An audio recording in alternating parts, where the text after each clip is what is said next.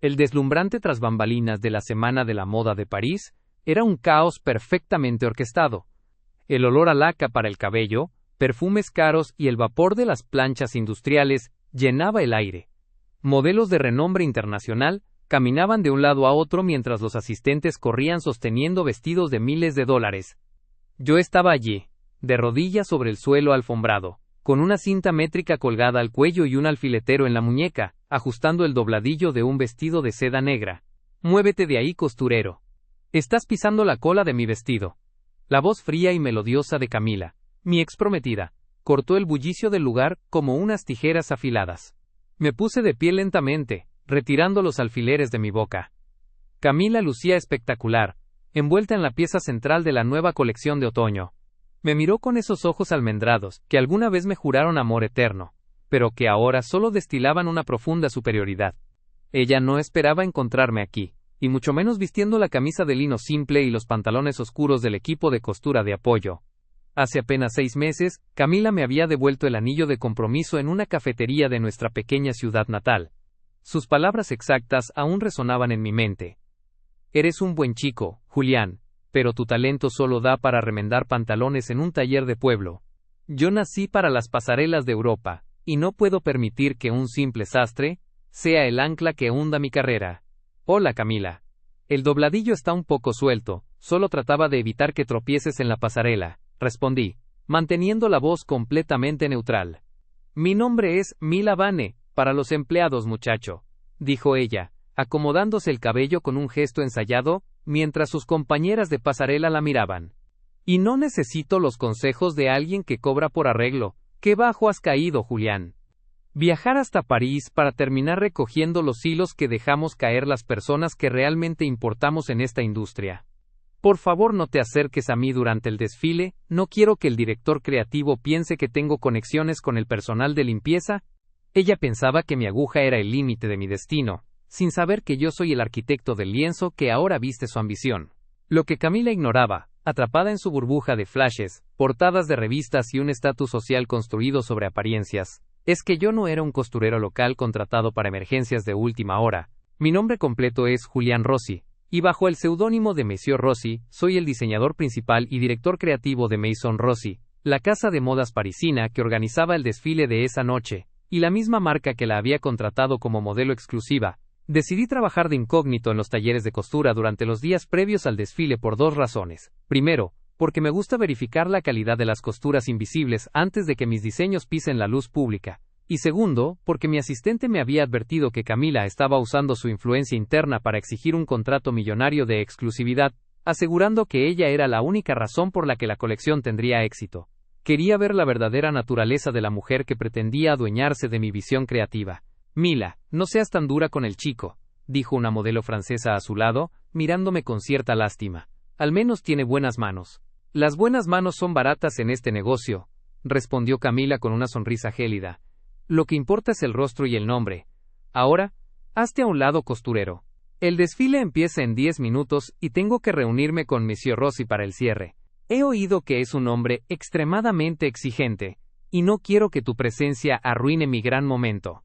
«Como usted diga, señorita Vane», dije retirándome con una ligera inclinación de cabeza que ella interpretó como sumisión, pero que para mí era el corte definitivo de su impunidad.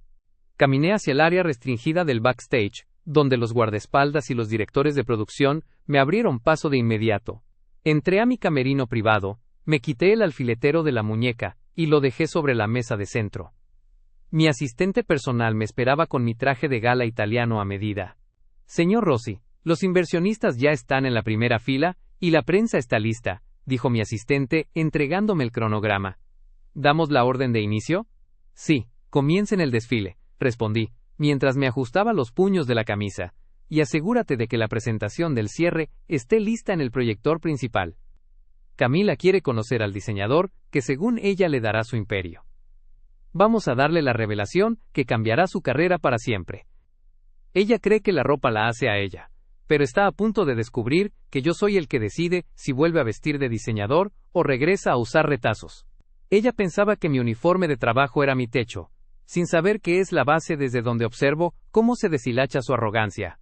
El desfile comenzó y la música de vanguardia retumbó en todo el salón. Vi a Camila salir a la pasarela a través de los monitores de mi camerino, caminando con la seguridad de quien se cree dueña del mundo. El espectáculo de su caída estaba perfectamente diseñado, y el costurero era el que iba a dar las puntadas finales. El clímax del desfile de Mason Rossi fue espectacular. La música electrónica de vanguardia descendió a un ritmo cardíaco lento y profundo, mientras Camila recorría los 30 metros de la pasarela blanca. Llevaba el vestido principal, una obra maestra de seda negra que parecía flotar a su alrededor como humo denso. Los flashes de los fotógrafos internacionales estallaban a su paso, y en la primera fila, los editores de las revistas de moda más importantes del mundo asentían con admiración. Camila llegó al final de la pasarela, hizo su pose reglamentaria con la barbilla en alto, y una sonrisa de absoluta victoria. En su mente, ese vestido no era solo una prenda. Era su boleto dorado para la inmortalidad en la industria. Estaba convencida de que, en cuanto el misterioso Monsieur Rossi saliera a saludar, ella se convertiría en su musa oficial, y firmaría el contrato de exclusividad que tanto había exigido. La voz del presentador retumbó por los altavoces de alta fidelidad del Gran Palais. Y ahora, damas y caballeros, recibamos al creador de esta increíble colección, el director creativo de Maison Rossi. Monsieur Julian Rossi. Las puertas espejadas del fondo del escenario se abrieron. Camila se giró, manteniendo su sonrisa ensayada, lista para recibir al diseñador y tomar su mano para el saludo final ante la prensa. Ella pensaba que el diseño era su derecho de belleza, sin saber que el creador es el que firma las etiquetas de su realidad. Pensé, mientras daba mi primer paso hacia la luz de la pasarela. Ya no llevaba la polo de lino ni el alfiletero en la muñeca. Vestía un esmoquín de 3 piezas diseñado por mí mismo, perfectamente ajustado, y caminaba con la seguridad de quien no tiene que pedir permiso para pisar su propio suelo. Cuando mi rostro quedó expuesto bajo la iluminación principal de 1000 vatios, la sonrisa de Camila no solo se desvaneció, toda la fuerza pareció abandonar su cuerpo, sus ojos se abrieron tanto que por un segundo pensé que perdería el equilibrio sobre sus tacones de 15 centímetros. Sus labios se movieron, articulando mi nombre de forma silenciosa entre el ruido de los aplausos. «¿Julián?», logró balbucear cuando me detuve a su lado, justo en el centro de la pasarela. No le respondí de inmediato. Miré al frente, saludando al público y a los inversionistas con una ligera inclinación de cabeza. Los fotógrafos no dejaban de disparar sus cámaras, capturando cada milisegundo de la escena. «Mantén la postura, Mila», le dije en voz baja, usando el nombre que ella misma me había exigido usar minutos antes. «Hay 300 cámaras apuntándote ahora mismo». Sería una lástima que el mundo viera la cara de pánico de la modelo estrella de la noche. Tú eres Monsieur Rossi», dijo ella, con una voz que temblaba tanto que apenas era un susurro. «No es posible. El sastre de pueblo, el taller, las telas baratas». El taller de mi pueblo era donde probaba las texturas, Camila. Las telas baratas eran los bocetos de lo que llevas puesto hoy. Te lo dije antes de que me devolvieras el anillo. Yo diseño el futuro. Tú solo caminas sobre él, respondí, manteniendo mi sonrisa profesional para el público, mientras la tomaba suavemente de la mano para el saludo final, un gesto que para los fotógrafos era complicidad, pero que para ella era una sentencia. Ella pensaba que mi aguja era el límite de mi destino, sin saber que yo soy el arquitecto del lienzo que ahora viste su ambición. Caminamos de regreso hacia el backstage mientras el telón caía. En cuanto cruzamos las puertas espejadas, y quedamos fuera de la vista del público, el ambiente cambió de inmediato. Los asistentes y directores de producción nos rodearon, aplaudiendo la colección. Camila se soltó de mi mano como si la mía quemara. «Me engañaste», gritó, perdiendo por completo la elegancia que había mostrado en la pasarela. «Me hiciste creer que eras un don nadie para humillarme hoy aquí. Sabías que yo modelaba para esta marca». «Yo no te hice creer nada, Camila. Tú solita decidiste que un hombre que trabaja con sus manos no tenía valor. Viniste a París buscando un imperio de seda, pero olvidaste que alguien tiene que tejerla. Hoy me llamaste costurero, y me pediste que no arruinara tu gran momento. Bueno, tu momento ha terminado». Mi asistente se acercó con la carpeta de contratos. «Señor Rossi, el representante de la señorita Vane está esperando en la oficina para la firma del acuerdo de exclusividad por 2 millones de euros». Miré a Camila, que ahora me observaba con una mezcla de terror y una repentina y patética sumisión. «Julián, por favor», dijo, dando un paso hacia mí, tratando de usar esa mirada con la que antes me convencía de cualquier cosa. No quise decir lo que dije en el taller. Estaba nerviosa por el desfile. Tú sabes lo mucho que he trabajado por esto. Nosotros tenemos una historia. Ese anillo que te devolví fue un error. Podemos empezar de nuevo, aquí en París. Tu talento y mi imagen, seríamos imparables. Sonreí, pero fue una sonrisa de despedida. La única historia que tenemos, Camila, es la que acabo de poner bajo el hilo de corte. Tu contrato de exclusividad no se va a firmar. De hecho, Maison Rossi rescinde tu contrato como modelo de la marca, a partir de este momento. Ella pensaba que su rostro era su pase de abordar permanente, sin saber que yo soy el dueño de la aerolínea que decide quién se queda en tierra. No puedes hacerme esto. Chilló ella, las lágrimas arruinando su maquillaje de alta costura. Soy la modelo del año. Si me dejas fuera, la colección perderá impacto. La colección es mía, Camila. Tú solo eres el gancho que la sostiene. Y ganchos puedo comprar por miles en cualquier tienda de saldos. Seguridad, acompañen a la señorita Vane a los vestidores para que se quite mi vestido. Tiene 5 minutos antes de que el personal de limpieza barra los retazos de su carrera. Me di la vuelta, y caminé hacia la fiesta de celebración con los inversionistas, dejándola sola en medio del pasillo, rodeada por los mismos asistentes que antes le temían y que ahora la miraban con lástima. El costurero de pueblo había diseñado su pasarela, pero también había decidido el momento exacto en que pasaría de moda. Eran las 3 de la mañana. El Gran Palais había quedado en un silencio sepulcral, roto únicamente por el crujido de las estructuras metálicas que se enfriaban tras las luces del desfile. Camila no había regresado a su hotel, utilizando la tarjeta de acceso que su representante aún no había devuelto a la administración. Se deslizó por el pasillo que conducía al taller privado de Monsieur Rossi. En su mente, la humillación de la pasarela solo podía borrarse con una victoria económica. Si Julián le quitaba el contrato, ella le quitaría el futuro. Los bocetos originales de la colección primavera-verano, la joya oculta que la firma planeaba presentar en Milán. Sabía que la casa de modas rival, Maison Vuitton, pagaría una fortuna por adelantado, con tal de adelantarse al genio de la temporada. Ella pensaba que copiar el patrón era lo mismo que entender el diseño. Sin saber que la verdadera moda no se copia, se inventa, pensé, observando su silueta a través de la cámara de seguridad de mi tableta, sentado en el hotel frente a una taza de café. Camila encendió la linterna de su teléfono. Sus ojos, antes acostumbrados a buscar el lente de las cámaras, ahora buscaban desesperadamente el archivador de acero donde guardaba los patrones maestros. Sus dedos, con las uñas perfectamente cuidadas, forzaron la cerradura con una aguja de tejer de alta resistencia que había tomado del taller de costura. Un sastre siempre guarda sus secretos en el mismo lugar, Julián, susurró para sí misma con una sonrisa amarga. Te crees un rey en París, pero sigues siendo el chico predecible de nuestro pueblo. Con estos dibujos, Milán será mío, y tú serás el que quede en el olvido. Abrió el cajón. Allí estaba el bloc de dibujo de cuero italiano, marcado con mis iniciales en oro. Lo tomó con prisa, sin notar que el lomo del cuaderno estaba conectado a un microinterruptor magnético. Tampoco notó el sutil aroma a fijador industrial que flotaba en el aire del mueble. Lo que Camila ignoraba es que esos bocetos no eran los definitivos. Eran un anzuelo. Había diseñado esa colección falsa con proporciones deliberadamente erróneas, imperceptibles al ojo de una modelo, pero desastrosas al momento de cortar la tela real. Además, el papel de algodón de los bocetos estaba impregnado con un marcador químico invisible de transferencia por contacto. Ella pensaba que mi aguja era el límite de mi destino, sin saber que yo soy el arquitecto del lienzo que ahora viste su ambición.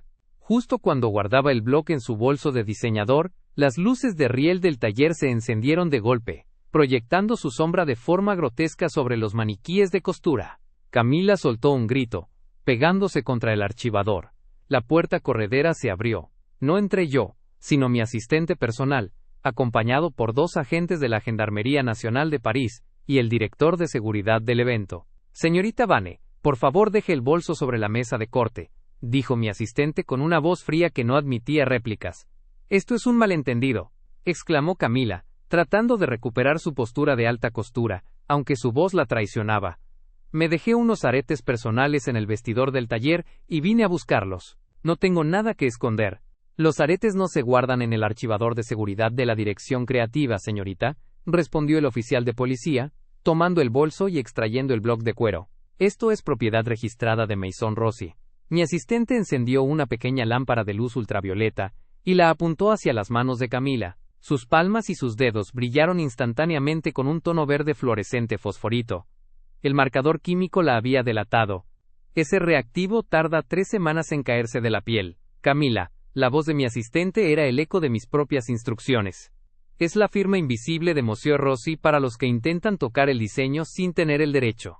Ella pensaba que su rostro era su pase de abordar permanente, sin saber que yo soy el dueño de la aerolínea que decide quién se queda en tierra.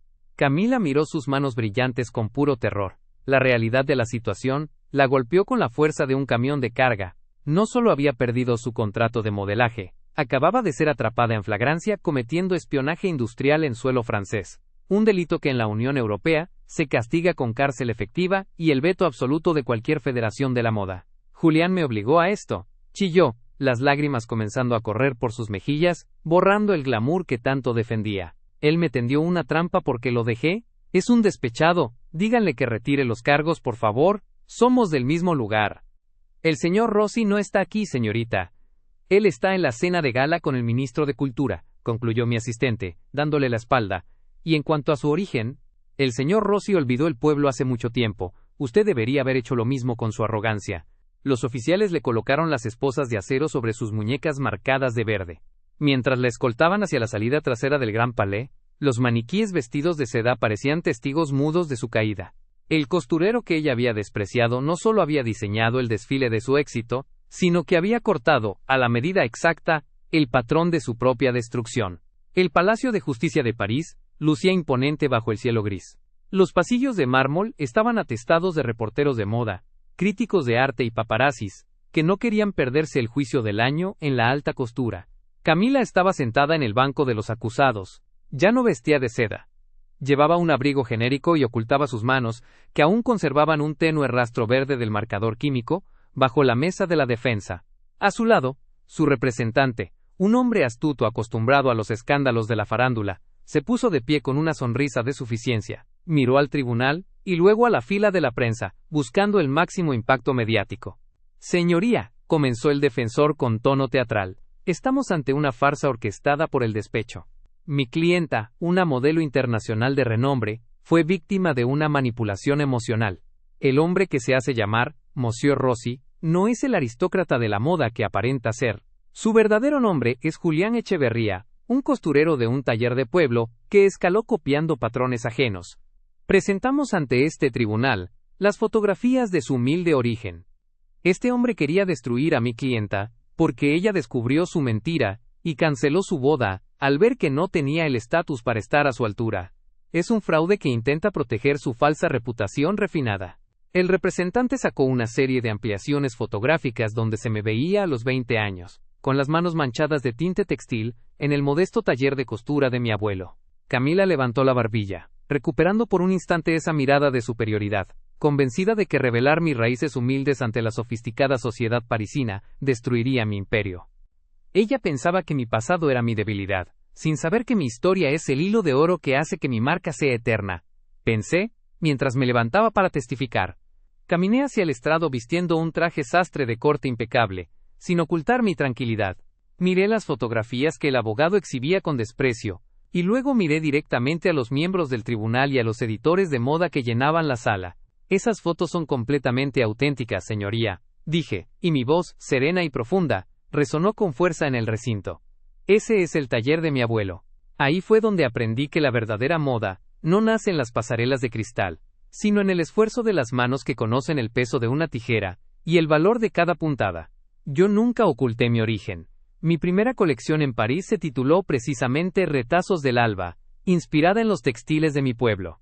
Un murmullo de admiración recorrió la sección de la prensa. Los críticos parisinos, siempre en busca de autenticidad en un mundo lleno de plástico, comenzaron a tomar notas frenéticamente. La jefa de redacción de la revista de moda más importante de Europa asintió desde la primera fila. La historia del joven sastre de provincias que conquistó París con puro talento era el relato perfecto que la industria adoraba. Ella pensaba que copiar el patrón era lo mismo que entender el diseño, sin saber que la verdadera moda no se copia, se inventa.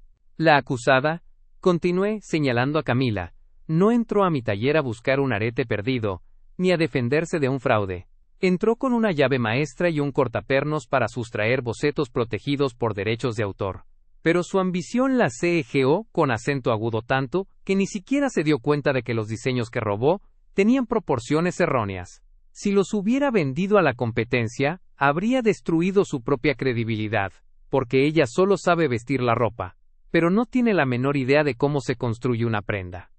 Mi abogado presentó entonces la prueba técnica definitiva, la grabación de audio de la caja fuerte. En ella, se escuchaba la voz de Camila hablar con su representante por teléfono celular en medio de la noche, justo antes de ser atrapada. Ya tengo el blog de Rosillín. Con estos diseños, la casa rival me dará el triple, y dejaremos a ese costurero de pueblo llorando sobre sus telas baratas. Mañana seré la reina de Milán. La revelación de la grabación destruyó el último recurso de la defensa. Camila se cubrió la cara con las manos, rompiendo a llorar con un llanto que ya no era para las cámaras, sino de pura desesperación. Su representante se sentó lentamente, guardando sus fotografías, sabiendo que el intento de chantaje se había convertido en la campaña de relaciones públicas más exitosa de mi carrera. Ella pensaba que su rostro era su pase de abordar permanente, sin saber que yo soy el dueño de la aerolínea que decide quién se queda en tierra. El juez golpeó el mazo con firmeza. El veredicto por espionaje industrial, intento de robo de propiedad intelectual y difamación fue unánime. Camila fue condenada a cumplir arresto domiciliario en territorio francés, el decomiso de su pasaporte y el pago de una indemnización millonaria que liquidaría por completo sus cuentas bancarias. Además, la Federación de la Alta Costura emitió un veto inmediato. Mila Vane jamás volvería a pisar una pasarela profesional. Al terminar la sesión, salí del Palacio de Justicia rodeado de flashes, pero esta vez los fotógrafos gritaban mi nombre con respeto. Don Guillermo, uno de los inversionistas textiles más importantes de Francia, se acercó a estrechar mi mano. Monsieur Rossi, su historia es magnífica, dijo con sinceridad. El próximo mes abriremos la nueva planta en Lyon, y queremos que usted sea el director general del diseño textil. París necesita más creadores con su honestidad y menos accesorios vacíos. Miré hacia la salida trasera, donde Camila era escoltada hacia un auto de seguridad, oculta bajo una tela ordinaria para evitar a la prensa.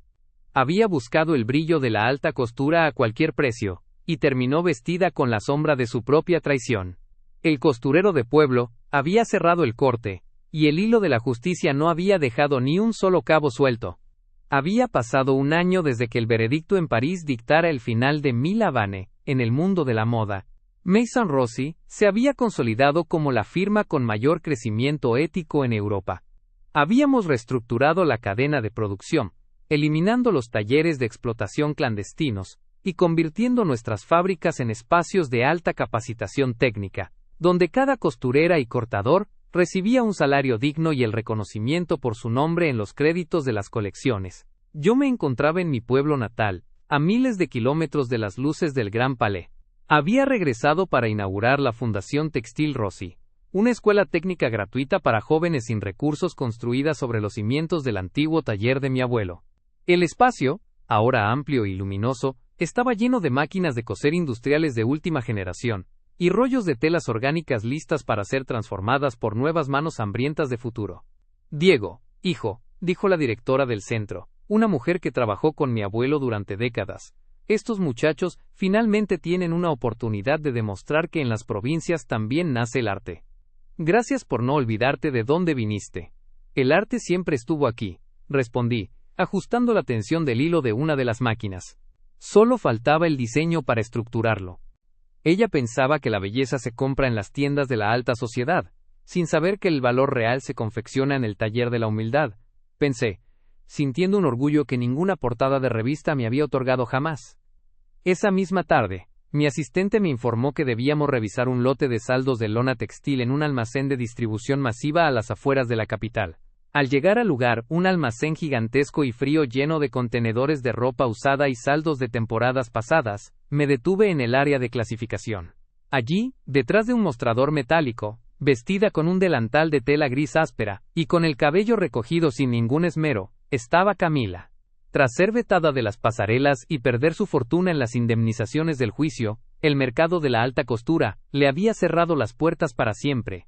Ahora trabajaba clasificando saldos de ropa de segunda mano para pagar sus deudas legales. Cuando levantó la mirada y me vio parado frente a ella, con mi traje de lino simple y mi libreta de bocetos en la mano, sus ojos se llenaron de una profunda y dolorosa claridad. Ya no había representantes, ni fotógrafos, ni falsos aristócratas para proteger su orgullo. Diego, susurró, y por primera vez en años, usó mi verdadero nombre, sin el tono cortante de la superioridad. Viniste a ver el final de la modelo del año. No vine a buscarte, Camila. Vine a buscar materiales para la escuela de costura del pueblo, respondí con serenidad, observando sus manos que ahora mostraban el desgaste real del trabajo físico. Pero me alegra ver que finalmente tienes una ocupación honesta. Camila bajó la mirada, tomando una prenda de lona desgastada entre sus dedos. Una lágrima corrió por su mejilla limpia de maquillaje. Tenías razón, Diego, dijo con la voz quebrada.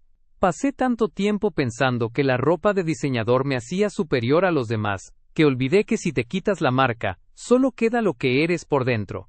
Me avergoncé de tu taller, me avergoncé de tu esfuerzo, y ahora paso 10 horas al día, doblando la ropa que otras personas desechan. El problema nunca fue la ropa que usabas, Camila. Fue el desprecio con el que mirabas a quienes la hacían posible.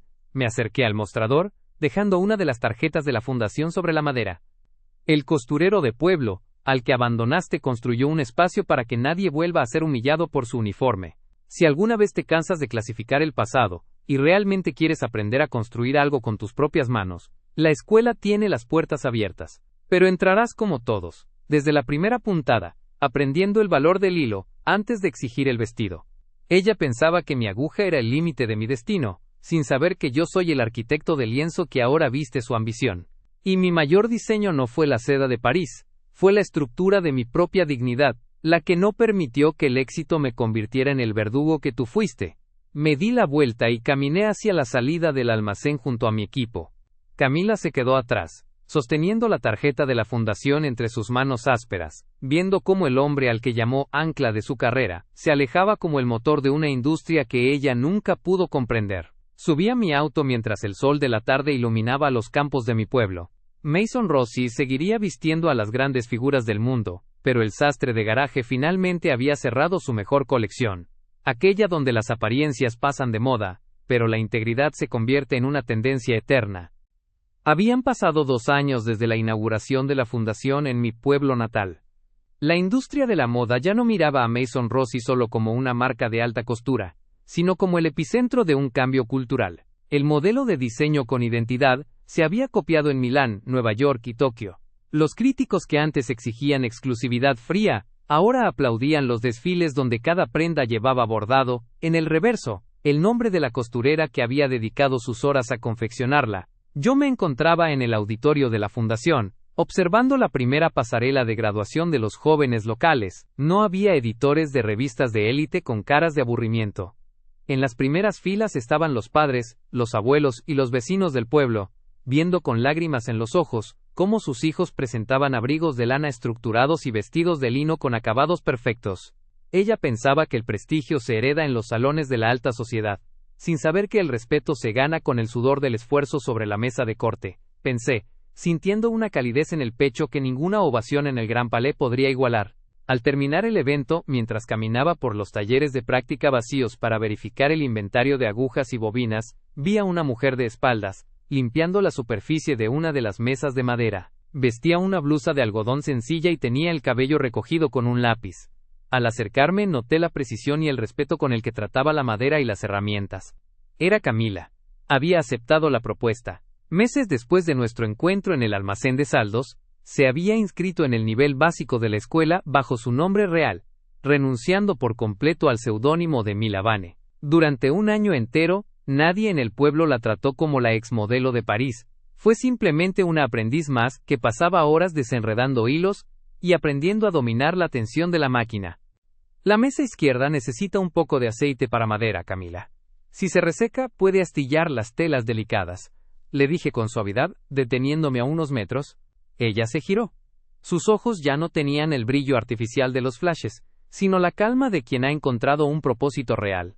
Sus manos, antes perfectas y distantes, ahora tenían pequeñas marcas de pinchazos de aguja, el mapa invisible de quien finalmente está aprendiendo un oficio. Ya lo apliqué en las mesas del fondo, Diego, respondió con una sonrisa honesta, una que nunca le vi en las portadas de revistas. Mañana empezamos con el corte de los patrones geométricos. Los alumnos del primer año están entusiasmados. Me alegra escuchar eso.